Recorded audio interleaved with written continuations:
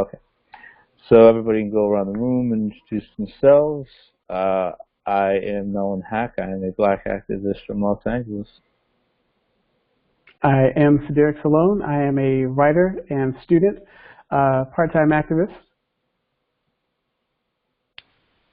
I'm Remy. I'm part of Not Your Mascot. I work on Native issues. I'm a mother of 3, and I'm Lenape Native. Hi, I'm Tanja. I'm from Germany. I'm biracial black and in education. Hi, my name is Kima. I'm from Virginia, Mappinai. I do healthcare, IT specifically in healthcare, but I try to do a lot of activism for indigenous rights and indigenous identity. Identity. Good to see you all, or hear from you all again this week. I hope you all had a good week. I forgot to say that too. Sorry. Likewise. Well, identity will be a key topic within a topic later on. First off, looking at how we have the society in front of us and the patriarchy that we've been forced to assimilate into from birth. Obviously that affects men and women differently. And people who are transgender, non-binary, so there's not just one gender, or not just 2 genders. But as far as a female or a femme, what is it like to be a female or a femme in this society, this Western society, patriarchal society that we live in? Exhausting. Frustrating. Yeah, I think I know for me, there's so many layers to this question depending on what lived experience you have, but I think something that crosses all of our different lived experiences in this patriarchal society that we live in is emotional labor. There's just such a disproportionate amount of emotional labor that women are expected to put in across the board, and it's like no matter, obviously there are nuances, like I said, depending on exactly what your lived experience is, but women and femmes and I guess any feminine identifying individuals, they seem to be expected to put in additional labor on top of life. And it's exhausting, and I think more conversation is arising about what emotional labor is and how to apply it to different aspects of our life, but it's such a new conversation that I don't see a lot of people getting into the nitty-gritty, so to speak. That's what we're here for. Nitty-gritty. Yeah. Thankfully. Well, you mentioned the emotional labor, Kima, but as any woman or identifying femme, that emotional labor is so taxing. But then if you add in being of African descent or indigenous, that's multiplied by a number that you can't measure. What is that? Absolutely. What is that? If y'all could describe that experience of living. So you mean like from an indigenous woman's perspective on terms of emotional labor? Gosh, I don't know if I want to show all my cards on that particular topic with my interpersonal relationships. I guess I like to, when it comes to emotional labor, I like to focus on my father, because he was the first Native man in my life, and there's many confounding issues surrounding him in general. Like he suffered from substance abuse issues. Like he definitely had some mental health things going on that went unchecked for a long time. But in terms of like just interpersonal relationships and emotional labor, I think,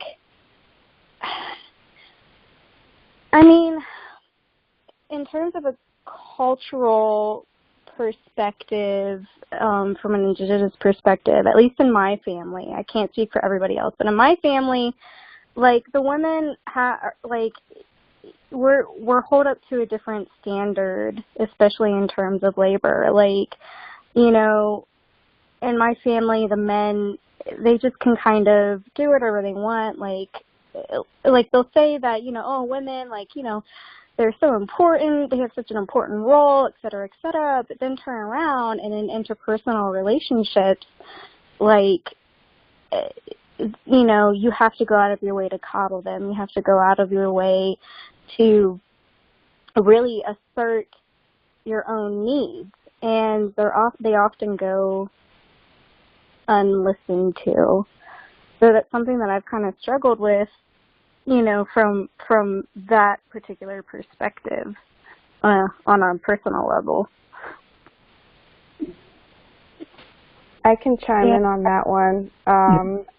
And I laughed when you said not to show all your cards, because, obviously a lot of these issues are also, they come to the surface when you're in romantic relationships. And for me, I am very much feminist identified, womanist identified, always up on the theory and the discussions, listening in some way. And then I became pregnant, and I was a grad student, and I was working, and nothing brought to the fore the expectations of women, or just what's being taken for granted in terms of labor as that for me, even with a partner that is or thinks he's extremely supportive and cutting edge and all those things. At the same time, I realized how mothering roles or parenting roles were assumed to be very traditional from the beginning. So most of that labor I also kind of took on, because I hadn't really thought through how much the actual additional labor there would be in addition to the emotional part of it, which for me always means having to talk through a lot of what male privilege is, or situations in which male privilege comes to the forefront, which for me is also labor, because I understand it, but the other person that's in the privileged position doesn't. So I think it's those kinds of life events in your families and your relationships and around you that really show how much more labor, talking, and thinking has to go into certain things if you're not in a privileged position in that. So adding that to trying to have certain conversations with white family members, for me, that's another layer of it. So I think that's where intersectionality is a really interesting concept to, I don't want to say regurgitate, because folks do regurgitate it, but to really think through how lived experiences and the layers of privilege and oppression kind of come to play in your own life. Absolutely. And I think you, at the beginning of your story, where you're talking about the labor that tends to get, the extra labor that tends to get tacked on when you become a mother, and you're going through motherhood and things like that. It reminded me of the conversations that Danny and I often have about the Madonna horror complex, and how in Native communities, I can't speak for Black communities, but I assume that it occurs as well, how the Madonna horror complex, it becomes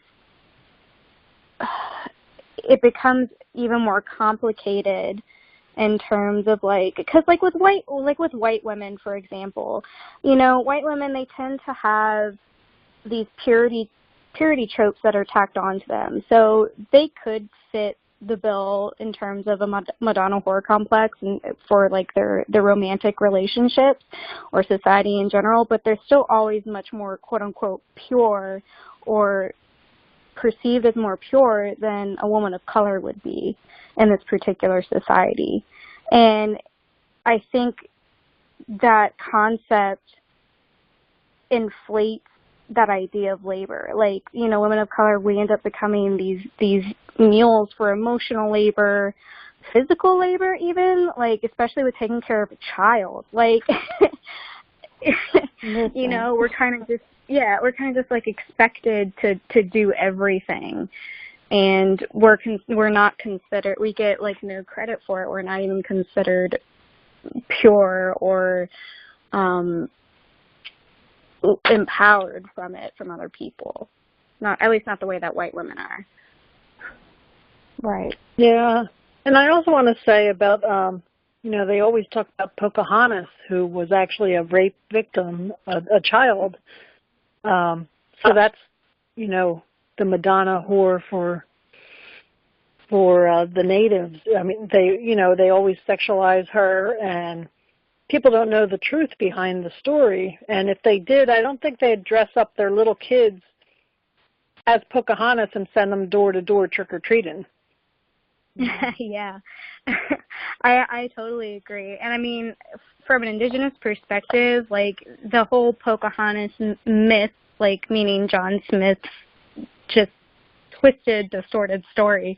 Like, I mean, that whole myth and that whole Disney version that they push, that adds even more layers to it, right? Because in the movie, it's like, I think I talked about this not too long ago. Like in the movie, they just kill off Kokon, and like he was just kind of like garbage that had to be thrown out, right? Like so that way Pocahontas could be with the white man. Mm-hmm. And yeah. I mean, even in terms of that movie, Pocahontas was still doing all this labor, right? Like she was still like going out of her way to like, you know, amend all of these tensions and like almost sacrificing herself to save John Smith, which is total.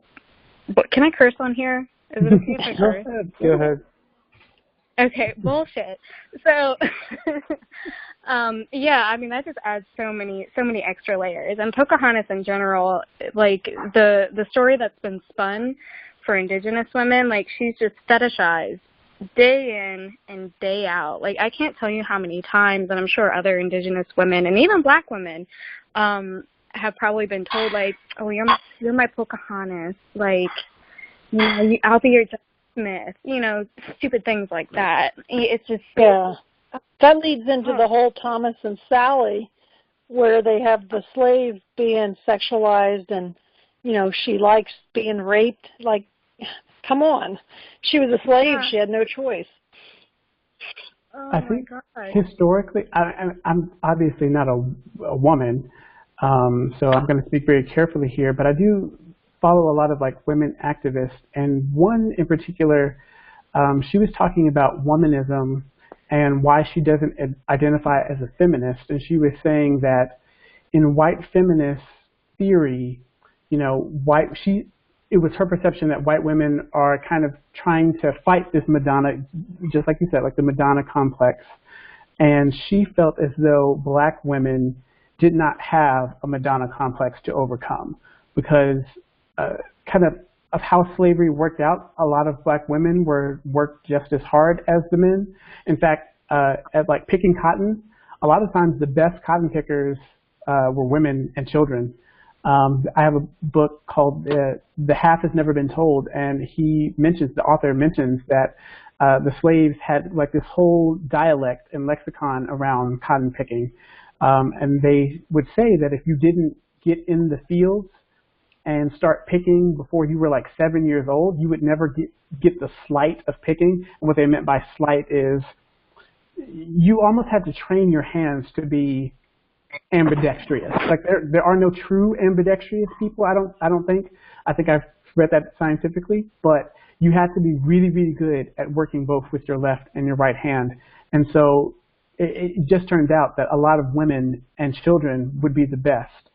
And then also throughout the history of slavery, black women could sometimes get a little bit more education. That often came at the cost of sexual abuse because she was in the house. So the way I understand our history, and even the way I heard her describing it, it kind of felt like black women, there's always been like an emphasis placed on their utility. Like the slave owners, they want to know how many children that you can produce.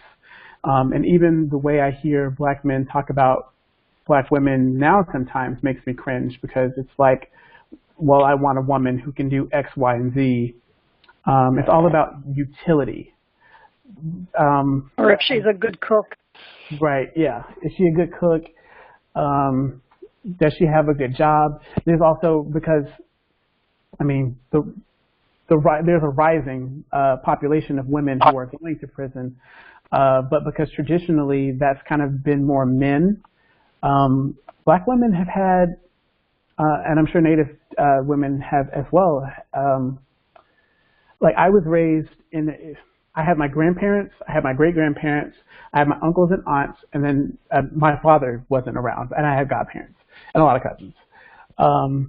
And so just like watching my mom interact with men, because my mom is very beautiful, and watching how she would like react to someone who would like come up to talk to her, or just listening to how other people spoke about her, like, or even just about like her beauty in general. It was very objectifying. I've got in more than a few fights over it, just because it's kind of gross after a while, especially when they say it to you, because it's like, what are you supposed to do?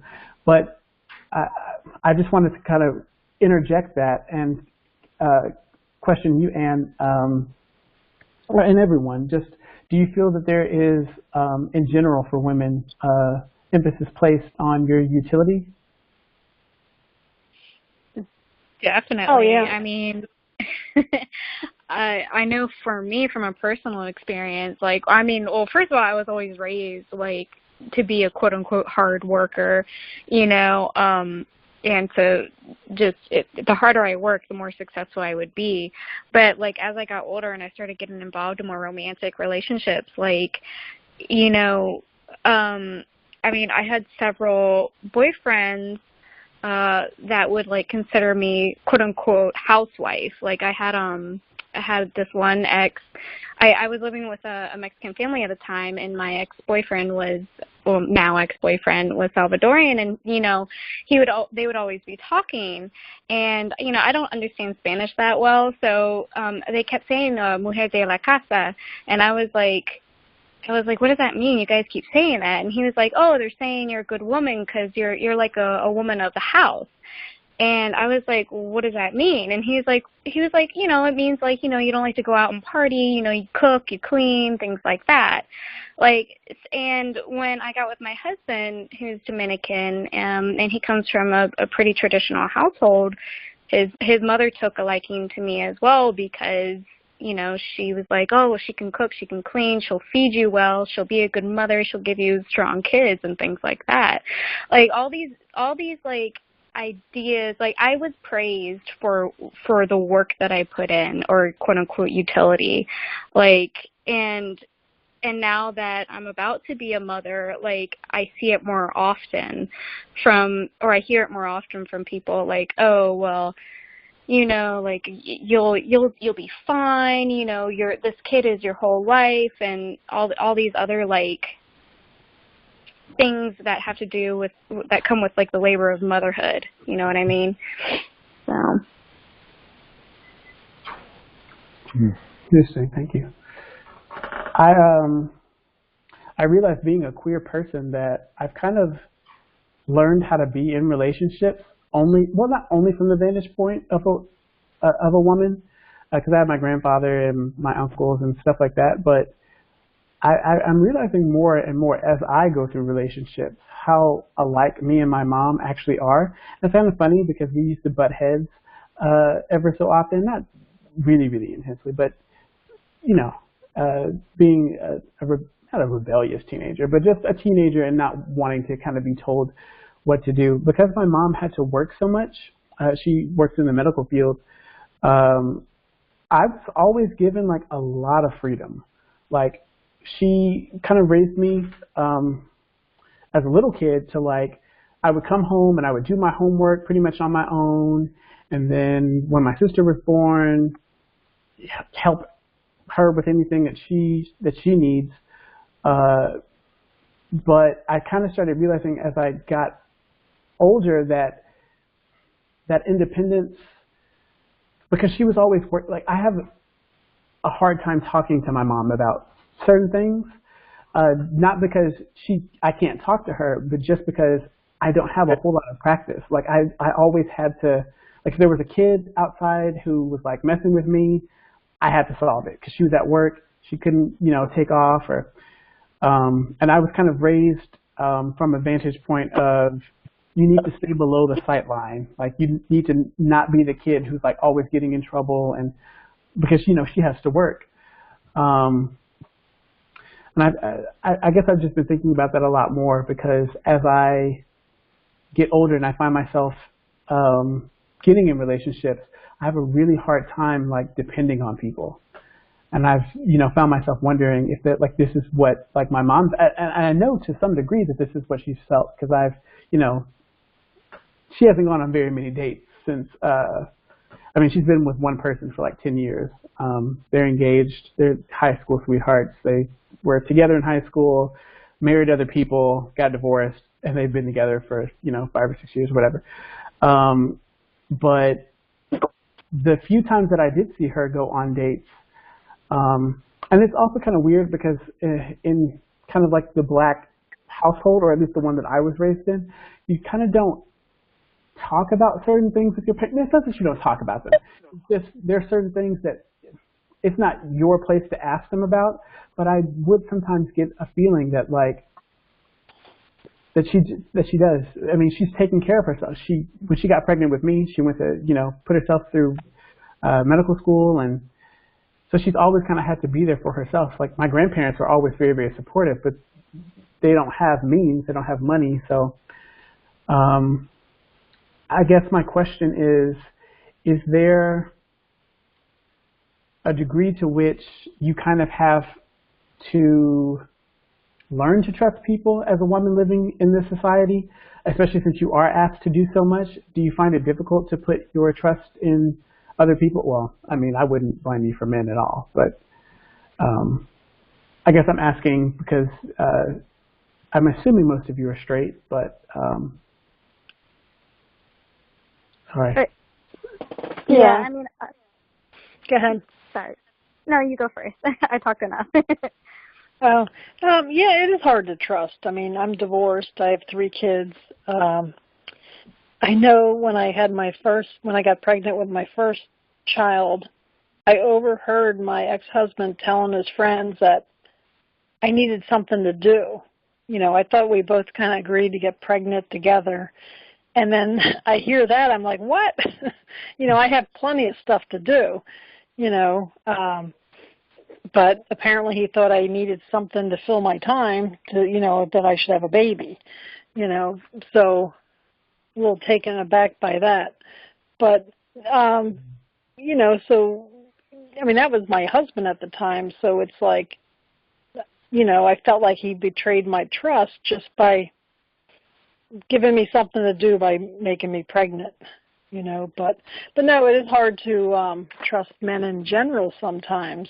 I date a lot now, and, it's hard to figure out what they're looking for, and, and then with this rape culture, it's all in the news today, all about, just just women being used in general. So it's really hard to trust. Mhm. Yeah, I mean, even though I'm married, I don't consider myself straight. I've always been, I guess, queer is the best term to use. I mean, really, you can love however you want, no matter like what they. But anyways, I'm digressing. And to answer your trust question, I mean, I'll be straight up with you. Like, I don't trust cis hetero men, definitely. I've experienced too many things with cis hetero men in terms of like dating and stuff, and even in my own marriage, and I mean I'm upfront with him about it. Like, he knows, like, there's definitely still trust issues there just because of that refusal to engage in emotional labor, just because of like really toxic patriarchal ideas that have seeped their way into our marriage and have caused so much uprising because, I refuse to bow down, basically. Not saying that that's what my husband particularly expects of me, but you know how American culture is just in general, and yeah, patriarchal culture. Like, it's not his fault. Yeah, well, their friends join in and try to make them feel like less of a man if you voice your opinion. Exactly. And, that's always been my life experience, no matter who I'm with, no matter how long I've been with them, no matter how, like, intimate the relationship is. Like, I've never, ever been in a relationship where I can fully trust somebody to respect my autonomy as a woman, or as a woman identifying person, to respect my voice, to truly respect my body. Like, I mean, I've been in relationships like that even after disclosing to them, like, hey, like, I am a rape survivor, I've had these experiences, like, they'll still try to use sex against me in terms of like, oh, well, I deserve, since I'm with you, I deserve to have sex with you. Like, I've never met a guy that hasn't had that mentality or exposed that mentality at some point in the relationship. Like, it's just very difficult for me to trust men. And I mean, but it's like, if you say that, especially in some circles, the response you get, it can be violent. I don't experience it in the same way, even as a queer man, but because I am still a man and I still present as a man. But don't feel alone in not trusting men, because I don't trust them either. And I think I was going to ask. I don't want to get like too personal, like, or into anyone's finances, but I know that because my mom would typically make a lot more money than the people who might be trying to court her, especially if they came with like this idea that they were like going to take care of her and yada yada yada, and then the reality kind of sets in that like she doesn't need them to do that. Is that something that you experience at all or find difficult navigating? So for me, the money thing, making more money than your partner, is that what you're asking about? Yeah. And is that something that like men still seem really insecure about? Well, for me, I've been broke for a long time because I've been in college and studying for 12 years. So I'm just really now starting to work. But I have noticed when I was dating, a lot of questions were from men who had a higher income were out of concern. Like, I remember going on a first date and the question was, so what is your starting salary, the median starting salary for the type of position you want, and what is your credit score? And we were maybe 5 minutes into talking, and I'm like, well, first of all, Not much. I can tell you I have an education. Not that much. And it's multicultural and equity studies. So, but beyond that, it was this concern that somehow I would ruin his or not enhance his financials. And then for men who maybe didn't have the same prospects, the conversation is, well, it's not how I thought it would be. The intimidation factor or something like that isn't there, but that's probably because I've been pretty broke. But more of a,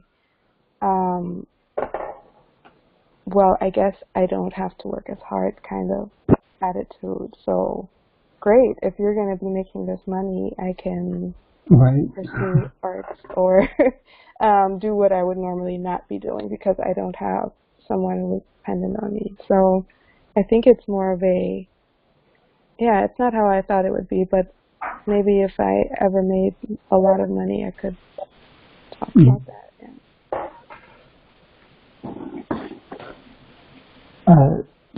It kind of goes, it's all different directions. Like you have, I date and you have men that want to know how much you make. You have men that are looking for a sugar mama. They don't want to work and they want you to carry them because, a lot of them think, women have had it too easy and didn't have to work back in the day, and that's what they want to do now. And then you have the younger guys that want to split everything 50-50. Even if they make twice the amount of money as you, they want to split all the household expenses. Say if you're making $300 a week and they're making over $1,000, your money kind of disappears really fast. So, men are all over the place on that. Yeah, they are, but they still find some way to leverage over you because power dynamics, right? And I mean, that's what it always boils down to, especially in terms of romantic relationships, like power dynamics. Even in, like parental relationships, right? Because like in stereotypical patriarchal society, like in terms of, Christianity, Catholicism, things like that, women, like, if you're not owned by God or your husband, you're owned by your father, right? Tradition. Yeah. And like, it's just this deep-seated power dynamic that just finds a way to morph no matter what you do or what kind of situation you try to transform it into. It's the same with colonialism, right? With like genocide and, slavery. Like it looks different, but it's still the same operating structure. It's just bullshit. I've been trying to, and it's difficult because my family is on average, just more religious than I am. And so some of my female cousins have gotten married to guys, and I'm not bad-mouthing them at all, but they are clearly kind of like the breadwinners. And these are good guys. Like they take care of their kids, and they contribute what they can. But some of them have gotten in trouble and with the law, so that kind of limits some of their prospects for some of them. Some of them are still in school. It can be like different things for different people. But I've kind of tried to start inserting like it's okay for you to be the boss. Like one of my cousins had a quote on either Instagram or Facebook, and it was talking about being like submissive or something like that. And I don't want to ever challenge anyone's like religious beliefs. Like, that's so personal and so individual, and I feel that could easily even morph into like kind of male privilege, like you kind of lambasting someone and telling them kind of what position they should take. So I tend to be kind of, with the women in my family, and I would actually say this is kind of like a general rule for my family, they usually, at least in terms of from us who are related to them, not their husbands, I kind of just try to let them do whatever they want, or like let them run things the way they want to, because I don't feel that there are very many people, like if I'm going to use my mom for example, that I don't feel that there are very many people who are going to be as good of a head of household as she is, just because she is so experienced. So I've been trying to find a way to, I guess, insert that or incept that into their minds, but some of my cousins just do have like this belief that they should be, I mean, that's what being a good wife is. I think for Black women, that's a really important point because so many Black women have been matriarchs because of, I mean, the circumstances of white supremacy and men not being there and or men not being mentally or physically able to participate in households as heads of households. So there's on the one hand that, and then on the other hand, the idea that in order to be worthy of being a wife or of being in a loving relationship, that you do need to be submissive and in alignment with the Christian belief. I think that it's so conflicting, and it's one of those things that successful Black women who are single or so have to reckon with in a lot of different ways. And at the end of the day, somehow patriarchy has convinced a lot of people that all men are prizes in some way, and that just to be with any man in a relationship or be married to one is somehow the thing to aspire to. So that the submission trope it's crossed my timeline often, and I think there's oftentimes a disconnect because the women that have been running their own households, taking care of kids, pursuing careers, education, art, whatever else, are now expected to also be submissive to someone else instead of being a partner. So I think to piggyback off that just really quickly, and just to provide like an example just from my own personal family, I have a cousin who got in trouble with the law, so that kind of limited his prospects job-wise. And my mom, I mean, we've always lived collectively. I mean, always. If you don't have something, someone in the family is going to help you get it. But he was having a really hard time, finding a job. He became a truck driver. And then he was working for so many different people who would kind of like not pay him on time, and just all the things that you deal with when you kind of have experienced like a level of social death. And that's kind of like what being incarcerated kind of puts you through, especially as a Black man. And my mom, I mean, this is my cousin, this is not her son. Like, she bought him, I mean, it's used, but she bought this out of her own money because she couldn't get a loan, because Black people, even though when we have good credit, we usually can't get business loans. So she bought him a used 18-wheeler and started a trucking company, and this on top of her medical career. Wow. So he just works for her, essentially. That's awesome. She's she's the reason that he is consistently employed. And so I don't want to impose anything, but I just don't feel like there are very many people who are able to do that, or who have the business smarts, or even to go about doing something like that. So I don't know. I feel conflicted because I don't want to impose any particular view on her, because I feel that deep down my mom is kind of a traditional person. Like, my grandparents have been married for 50 years. Their first marriage, both of them, they had 5 kids. My grandfather was, he probably made more than my grandmother earlier on. But they were roughly equals. But my grandfather is just like the kind of man that you don't have to ask my grandfather to do anything, especially for his kids or just anybody in the family. Like, he's very, very involved.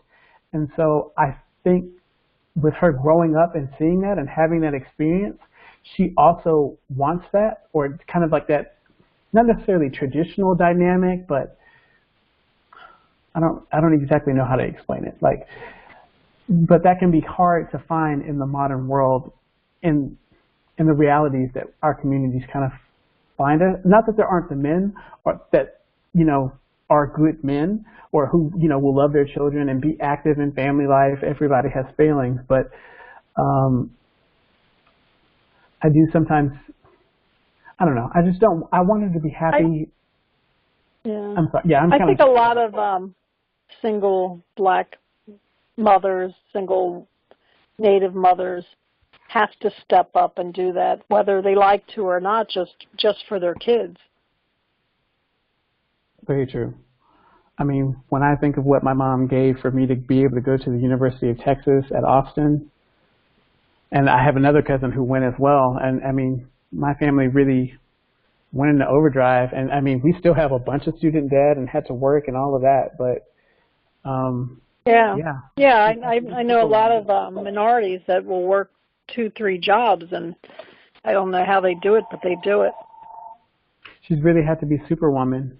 And I also kind of feel that when you do become so reliant on yourself and you do know you have like this confidence in your ability to kind of see things through, even when I go to do things for my mom, like if I'm not doing it in the exact way that she wants it done, she'll usually just be like, oh no, I'll just do it. But then if I let her do it, then she'll be like, oh, no one ever helps me. So I never let her do it. Or I learned that as a kid. Just always do it, even if she's kind of complaining about the way I'm doing it. Because I kind of just feel that, I mean, she would work herself to death otherwise. And that's a big reason that I'm kind of went into the field that I've gone into, because my great-grandmother is getting older and needs a lot of support. She doesn't really qualify. She was left out of Social Security, so she gets a check from my grandfather's benefits, but she doesn't have one of her own. And just as a black man, like last year, I almost had like a mental breakdown just thinking about like, if I don't make a certain amount of money, like my mom will work herself into an early grave. And my grandpa, one of the things my grandfather always told me, like coming up, was, you better thank God for your mom. Like I'm almost 70. Well, he's 70. I'm almost 70 and I still miss my mom. You'll only ever have one mother.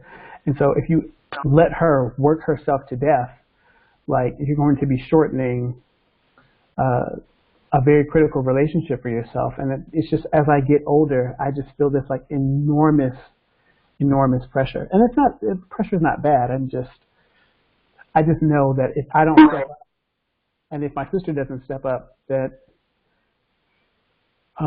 it just won't be good. Man, I hope my child loves me as much as y'all love him. I know. My mom's... Sounds like a lot of pressure. It is. It really... And it's more than should be on a child. I think that's the main thing. Of course, you want to step up and be there for your mom. Everybody does, but I think that this is part of the issue that it now places the burden on you and your sibling to become or to have a certain income or to become a certain person. So I think that's also part of an experience that a lot of immigrants have, that a lot of people of color generally have, is that they have this burden to become something and that there's not a lot of room for error. Right. Whereas white folks have all the room in the margins. I really identify with what you just said. Like, there's not room for error. I probably think that to myself like 30 times a day. Like, and I guess that's kind of like, you know, the double-sided coin of the original question to this entire conversation, like what it's like being in this particular kind of society, right? Because, I mean, my husband, he has similar sentiments. I wish he could be here to speak on it, but like taking care of his whole family. I mean, he's got a really big family, all right, like a super big family, like 5 or 6 sisters, like a brother, cousins galore, nieces and nephews, and he was the only son. So it really, like, maybe it's the cultural thing or just his family, I'm not sure, I can't speak to that, but over and over again, he expressed similar sentiments, like, hey, you know, taking care of the family falls down on me because his father passed away when he was 18. And so as the only male child, like, he was like, I have to provide for my family. I have to support my family. And he ended up losing his mother a couple of years ago, and we didn't get any help in terms of, like, you know, giving her her last rites and burying her and things like that. It all fell down on him. And he wasn't allowed at the moment to really feel through everything that was going on, you know, because he had to uphold this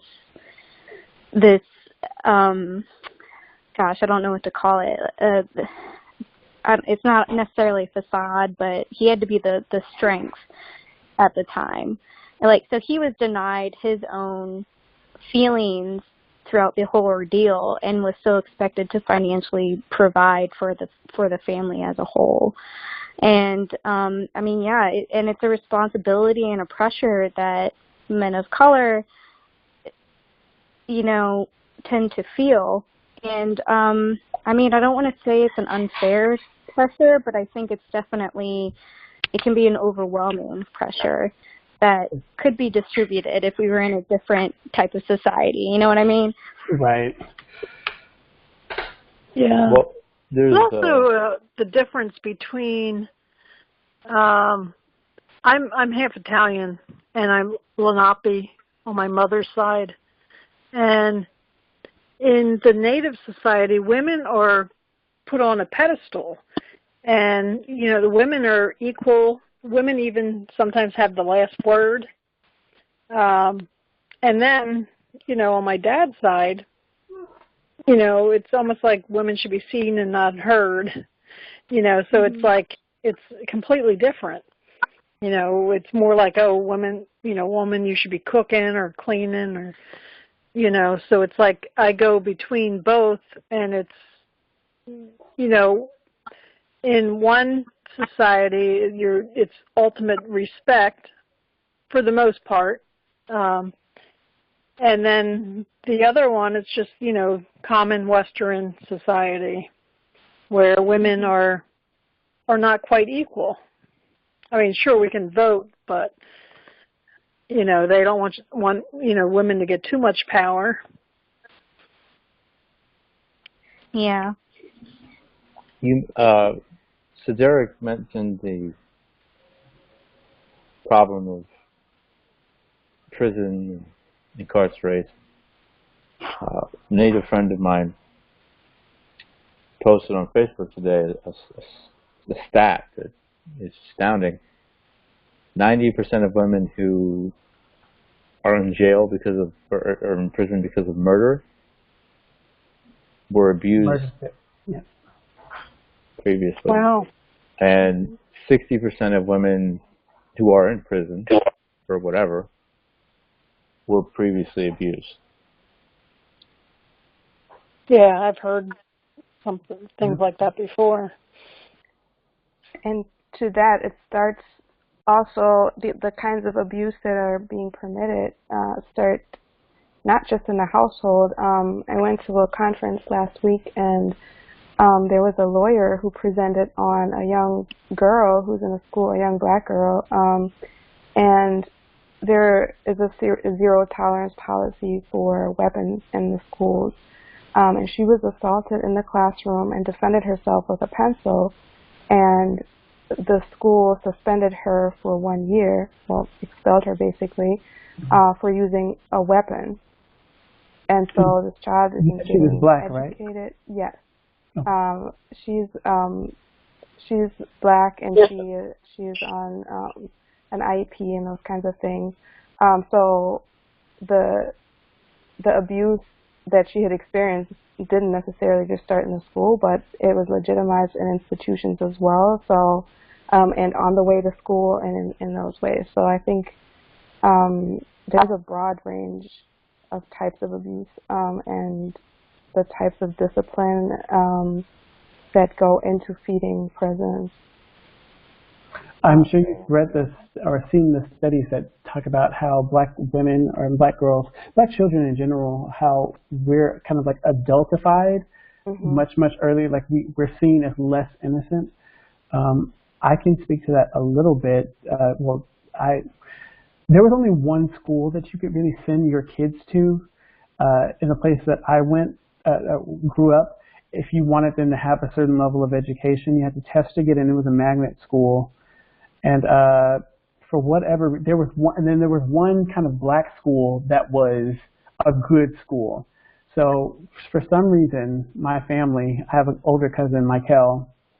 She's 11 months older than me. For whatever reason, I don't know why they did this, but they sent her to the black school, and then they sent me to the white school.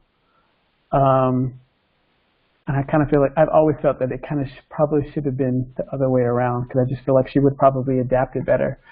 But yeah, my experiences with that, with those kind of places, and I've had friends get into similar situations where it's like, well, you either defend yourself or, I mean, I guess just sit there and take it. And they have been punished much more severely than even the person who started the altercation even. There was I think it was today or yesterday, I can't remember. A black woman was killed by Miami police. I think it was Miami, somewhere in Florida. And there's a story that came out that she was trying to run an officer over with her car. And, I mean, from my standpoint, I don't have any sympathy for the police side of it, but I'm thinking, you know, what happened? Have the cops messed with her before? Have the cops assaulted her? Did she have past abuse in her life? I think abuse in general is just, it's so swept under the rug. It's just, we just shove it aside and tell everybody don't talk about it. That's why this whole Weinstein thing is so big, because especially when you're in a structured environment like Hollywood, you really aren't supposed to talk about that. But it tells victims of abuse, especially women, you know, you just have to bear this and don't talk about it. Don't put your burden on me, which is a horrible thing. Say or try to have someone do. But that. And then for the case of men, and this isn't really comparable, but there's also, I feel like, a pressure to not be victimized. Oh, yeah. I heard somebody say once that, like, to be masculine is the very opposite of being victimized. So, I mean, I have friends who had, I have acquaintances who had inappropriate sexual contact with, like, their teachers. Well, one friend in particular, he's a male. And I remember talking to him once about, like, whether he felt victimized or, like, whether he felt that, like, he was raped, because he was. And he seemed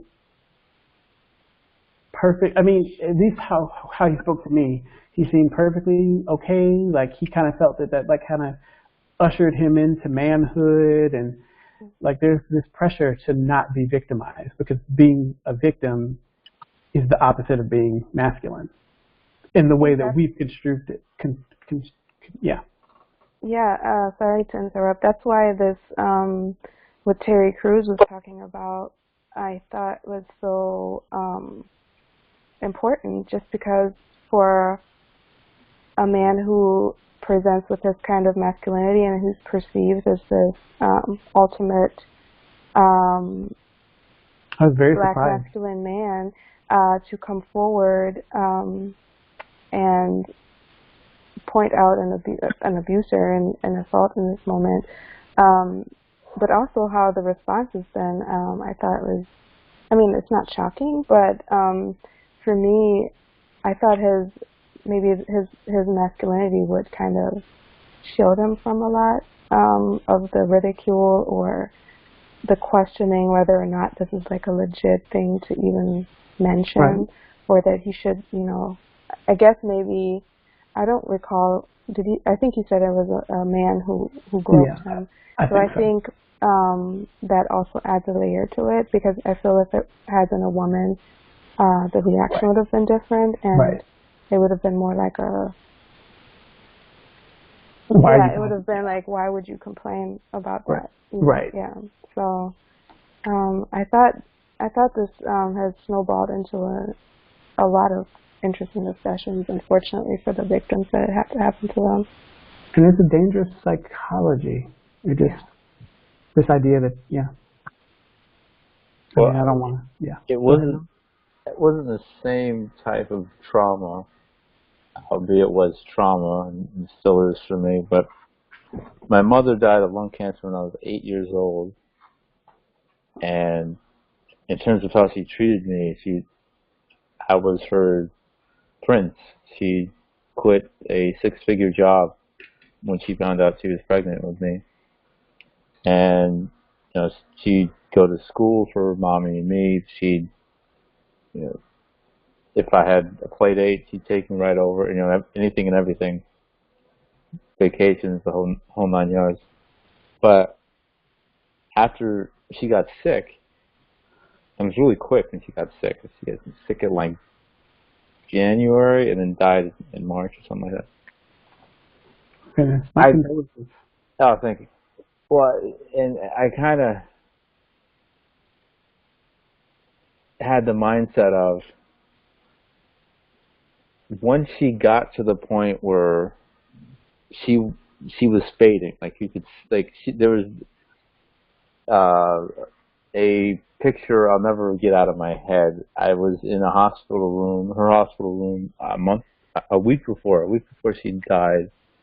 She was a ghost, and my mother, white, so she already had light skin, but I mean like the shade of a ghost. That's how sick she was. So before I could see that downhill slide, okay, like she always said, we're going to fight this. So, all right, well, let's fight this, and hopefully everything is okay. But then once that slide happened, I went into male, macho, I don't have feelings mode. The problem is, I didn't grieve my mom's death until I was 17 years old, because of this patriarchal society of, if you're a guy, if you're a man, you have to be tough. You can't show emotion. The only times I've ever seen my father cry was at his mother's funeral and his sister-in-law's funeral. So, and then the last one I just mentioned, that was within the last year. He's 71 years old, 72 now. So for all these years, I'm looking at my father, who I consider Superman. Well, he's not crying. I can't. I certainly should never cry, never show any negative emotion. So that hypermasculinity, we have to be tough all the time. It's obviously not the same level as exhausting of all these branches on the tree of being a woman or woman identifying person in the society, such as pales in comparison, but those expectations that are thrust upon us, they are exhausting. And before how much time we got? Probably got about 5-10 minutes, but how do we navigate, or if whatever person wants to speak on this individually, how do you navigate Western society as a black or indigenous person? Meaning the racism that you literally can't go more than 5 minutes without having something hit you in the face. I'll let the ladies go first.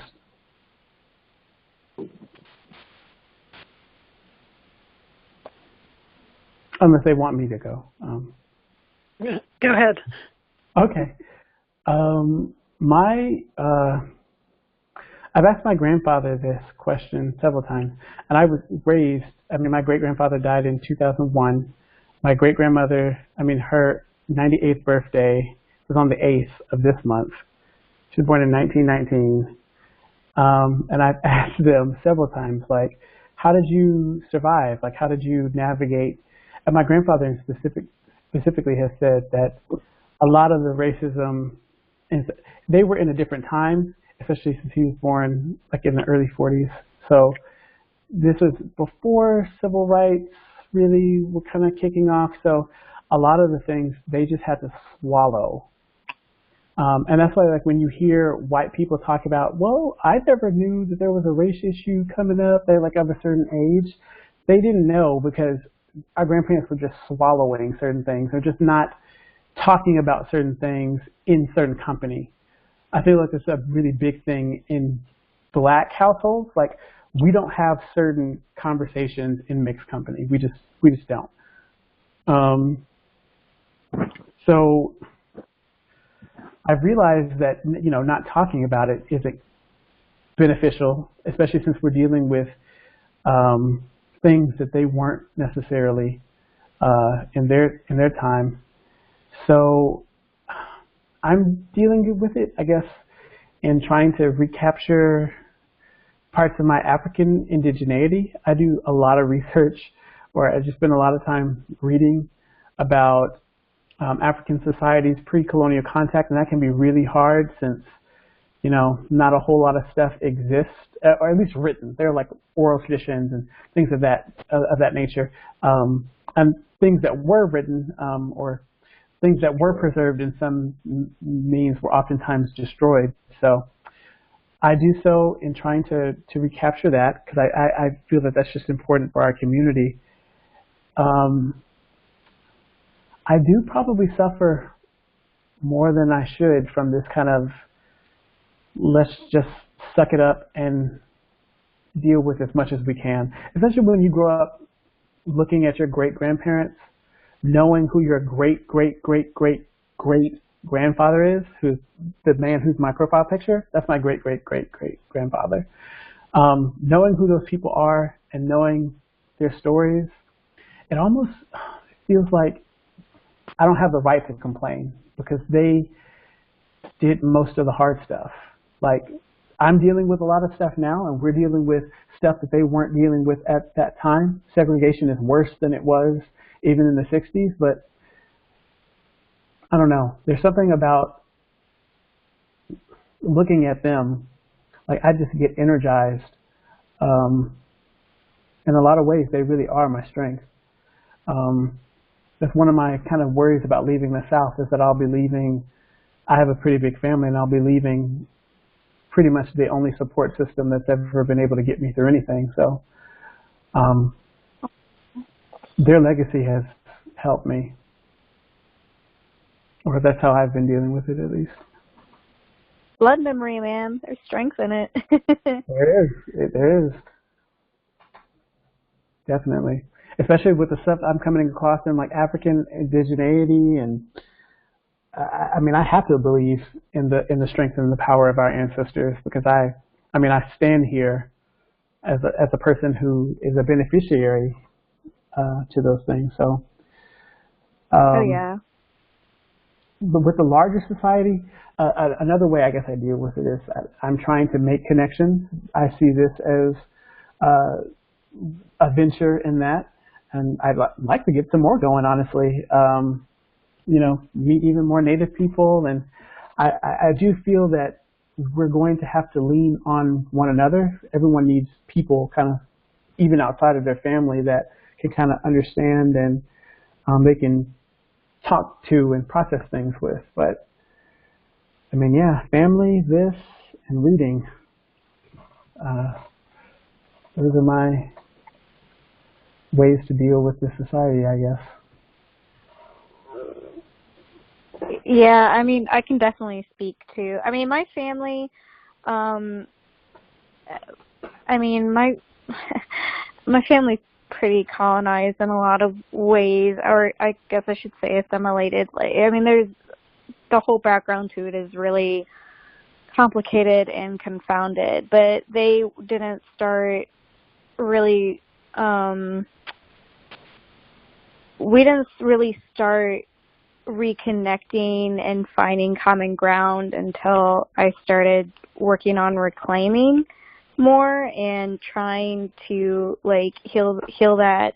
There's a lot of intergenerational shame around our identity, and so that was something that we had to get over that kind of distanced me from it. So I mean, they don't as a source of my strength, they're a part of it, but I definitely feel that the connections that I've made, my interpersonal connections, like, you know, Danny, she's my best friend, and her and I, like, we're like the same souls almost. Like, you know how they say that soulmates they don't have to be like your actual, like, intimate relationship. It could be anybody, you know, and because she's been a big source of my strength, especially over the past couple of years, because we grew up together, you know, so we share that experience of being in the DMV and how volatile it is. You know, we were both displaced. We're both, you know, Indigenous women trying to navigate all these things. But her and, you know, a couple of my other relations, they've really been the go-to source for navigating this society. I can definitely speak to that. And definitely calling on my ancestors. Like, I know people, you know, it probably sounds cheesy to those that aren't really connected with their ancestry or their identity or whatever the case may be. Like, but I do feel that ever since I started going hard on reclaiming, that that I found strength in it, and that my ancestors are there with me and that have helped guide me through it. You know, it sounds cheesy, but I swear it's a thing. I really do believe in the power of one memory. Yeah, and the power of,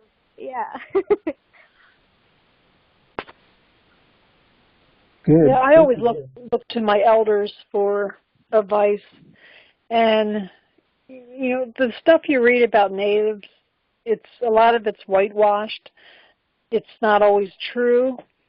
So I go to my elders and I find out, you know, their perspective on things. And, you know, I still read up on different things just to kind of to hear what was said. And that's what helps me a lot. Yeah. For me, it's gotten harder. I guess that's probably why I asked the question. Fishing for advice. Help me. That's all right, brother. I'm here with you. Well, ancestors are one thing. I remember when Sessions Trump administration said, well, I guess you and I, so Derrick, are black identity extremists. Oh, yeah, I guess so. Yeah. That's fine. That's fine. I mean, if you want to spend federal resources looking through whatever of mine, I mean, it's going to be a waste of that agent's time, but, you know. Well, I just got to thinking that night about all the ones before that put us in this position to take the next step on the path to freedom. Exactly. And I've talked to a lot of older brothers and sisters about the movement that was in the 60s and then what happened in between. And I remember when I first started doing this, I kind of got confused, like, as to why certain activists weren't pushing as hard as they used to. And, you know, someone like Angela Davis, who is unbelievable. I was like, why is she, I mean, teaching is great, but, you know, why isn't she, you know, in Ferguson? And then, keep in mind, this was when I was first starting out. But I remember I was in Mississippi, and this older brother was very kind to me there. He was one of the higher ups in the NAACP down there, and he said, you know, that her time was then. You know, she did so much while she could do it, and I'm thinking, well, yeah, 'cause not everybody goes, you know, balls to the wall from youth into. You know, not everybody's, I guess, you know, some like Dick Gregory or Clyde Delacorte or something.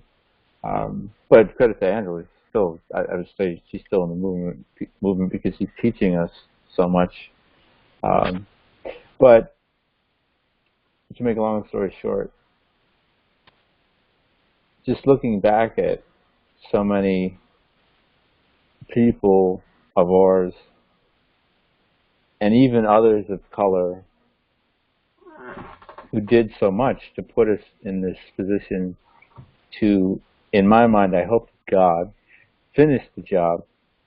Because that's one thing I really do struggle with is take someone like Sojourner Truth, who was as graceful as any person to ever walk the planet, and she dies, and we're still under white supremacy. You know, Harriet Tubman dies. Oh, she freed herself, and then slavery's over.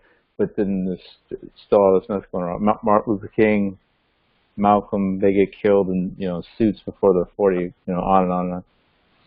But I think what brings me back is that hope again from what they set the table for us, how they set the table for us. We can take that next step, and not to go on and on, but yeah, that same dude in Mississippi, he also told me, the movement never died. It just kind of got re-energized, after Mike Brown straight on. There's people doing work in the movement for years and years and years, just not as publicized. And because we didn't have a Martin or a Malcolm or a Stokely or an Angela or a Kathleen Cleaver anymore, it just wasn't as national. It was more community-based, But that kind of puts me back to center, just thinking, they made this for us, so now we got to take the next step. True. Yep. I've often said to myself that, I'm not brave enough to kind of look at that picture of my grandfather and to tell him that I can't go the rest of the way. I'm brave, but I'm not that brave. So I just try to, Y'all look alike a lot. People have said that, and oh my God. that man is like infinitely more handsome than I will ever be. Disagree. I mean, no, you really do. I mean, that's why I'm like, I didn't know that. It's eerie, and it's. It made me really believe in I don't know if you know, in like West African tradition, like we're believed to be like the reincarnation of our ancestors. Right. Learning his story really made me believe in that. Like really and truly. Where's the picture? Oh, if you go on my Twitter, it's my profile picture. Oh. Mm-hmm. Oh, okay. I thought you went on the phone. How do I navigate? Yeah, he's my profile picture. I do that. I used to have him as my background on my computer, but that was a little too intense because I don't know, I felt like he was asking me questions that I didn't have the answers to. Mm. So when the picture's a little smaller, it's a little bit more digestible for me. I don't know what you mean. But I think, and you were in the group Black and Native chat that we're all in, and I think most of us met in there. You were talking about the Congo and the beliefs at that time, and I remember the first time you posted something about that in there, my eyes just got like, because that I believe in that 100%. It changes you. Yeah, we are so colonized, both uh, races, but speaking of our own, that we have this short track mind into thinking that ideals, politics, uh, faith, it's only what you see, only what we're given. That's the only. These are the only things in those areas we should partake in, that we see and that we are given. What we forget is, before white people, we were kings and queens, and our women were gods.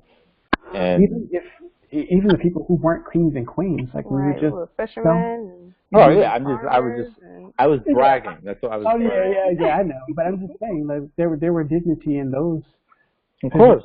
Oh, and the only reason I like the kings and queens things. Like I love like royal histories. I'm just like a weird fantasy nerd like that, and usually like fantasies like have to do with that kind of thing. But like lately, I've found myself kind of like finding. I mean, my great grandmother didn't go to school. Like she'll tell you herself, she's not an educated person. Like she's cleaned white people's houses all of her life and picked cotton, and I mean, those were the roles that were set out for us. But when I think of Black history, like but even before I think of like Martin and Malcolm and all of those other people, like I think of my grandparents, like people who like feed kids in the neighborhood because they know like they're hungry, and they know what kind of neighborhood it will turn into, or like what will happen if like all of these people are not cared for in some way. How much worse, not just like the Black community would be, but like our society as a whole. And when I see them like step into that breach, like that's as big of a role to me as a king or a queen. I can dig it. That's Philando Castile. I mean, he helped so many kids in his community. Oh, yeah. I just learned about that he was buying free lunches and stuff. And tell us, I want to hear from Anne and Kima, because I feel like we're maybe hogging the conversation, unless they don't want to speak. Or no, I'm listening. Oh, okay. I just wanted to make sure we're not talking over you, or you know.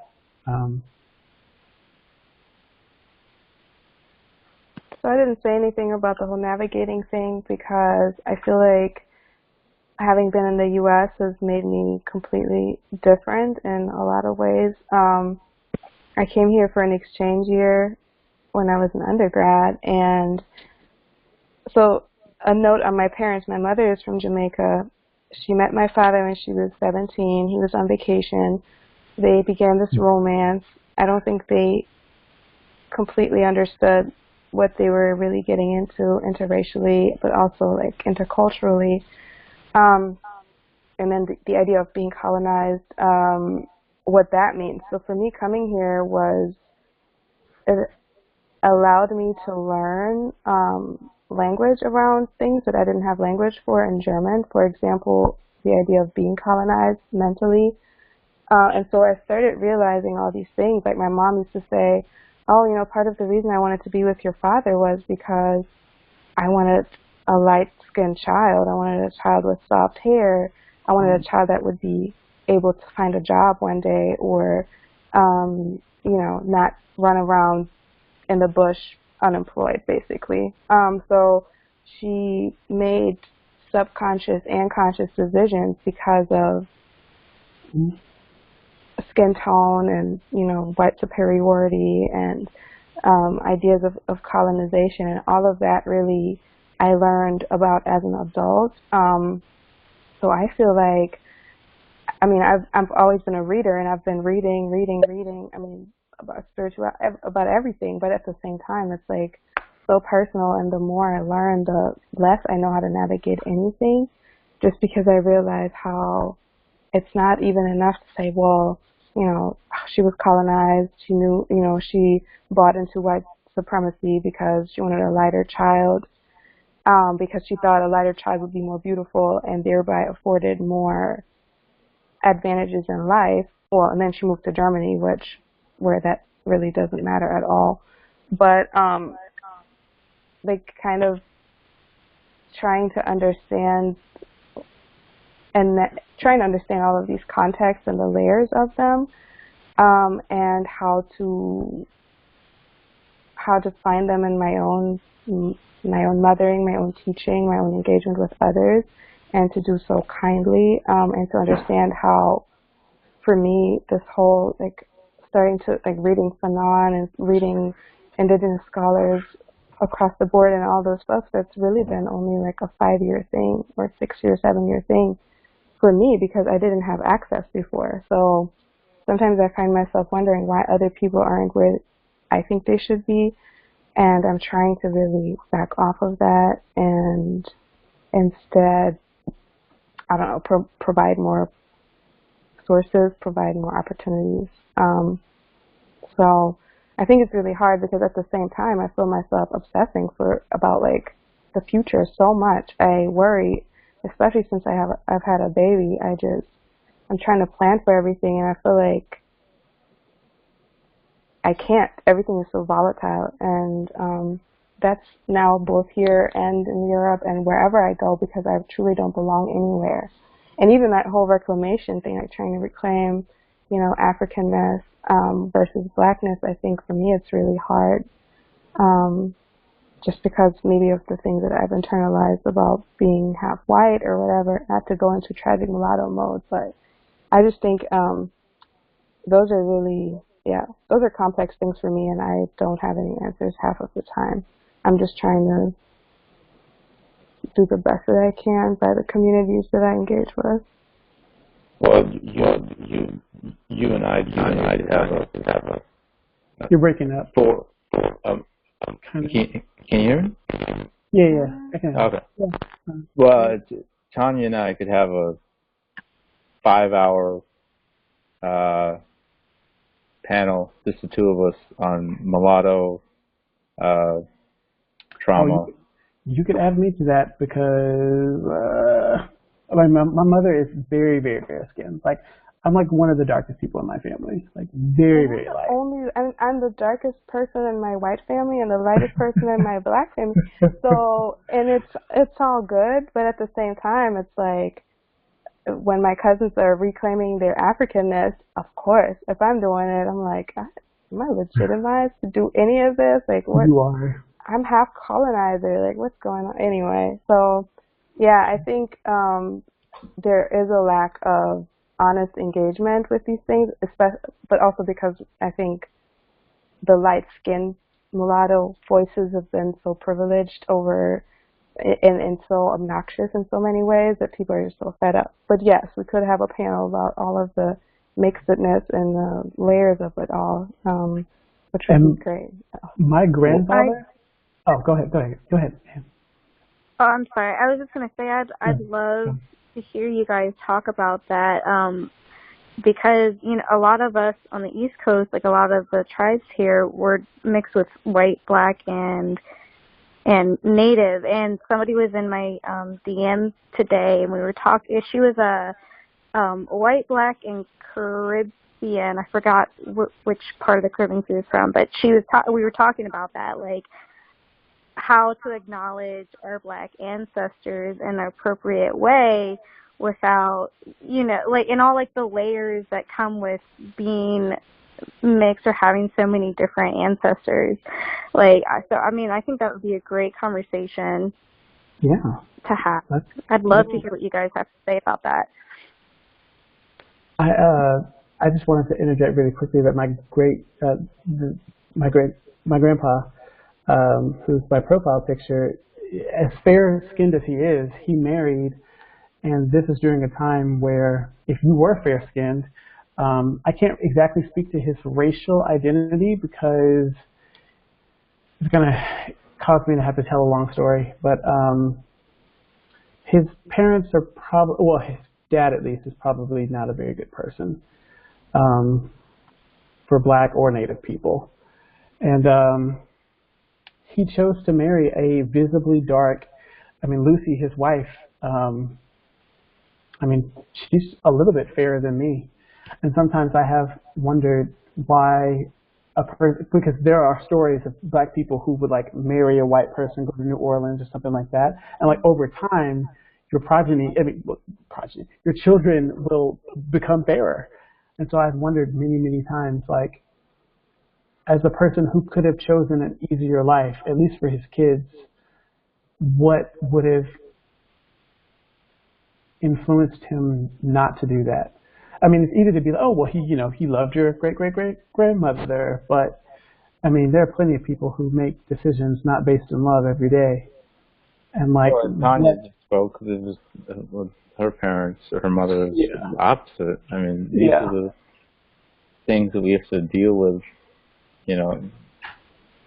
as colored people, especially you talk about Black and Indigenous people, these quandaries that are so complex and so, at times they just put a hold on your soul to try to, one, figure it out, and then two, why does this have to be an issue? Like, why in the world do we have to even figure this out? People shouldn't have to go through this. And everything we do is so political. That goes for, so it's just so, there's so much thinking that goes into every step, and then, Yeah, we all bleed red. But in different areas, like if you're in the city, it's not such a big deal. If you're in, a white neighborhood, then it can be a big deal. Oh, yeah. Very much so. I think we should use that as the topic for next week of that would be good. All the different puzzles we have to figure out in our daily lives. A lot. Yeah. Oh my goodness. Good one. So it's been wonderful as always. I think these keep getting better, just because we have time with each other, even individually texting or doing these week to week, and we'll have Willie's supposed to be back next week, Kelsey hopefully as well, and Monica. But either way, this is great, and I enjoy all of you. I enjoy all of you as well. Yeah. Tuesdays is like one of my favorite days of the week now. I know. My partner was like, "Oh, are you going to one of your committee things? Well, you seem excited about this one." I'm like, "This is not a committee, and actually good." The committee on Wednesday. I have too many committees that I have to do online, and people are terrible. So, very grateful for you all. Likewise. You'll have a great evening. You too. You too. Bye. See you guys next time. Yeah. Peace. Bye-bye. Bye.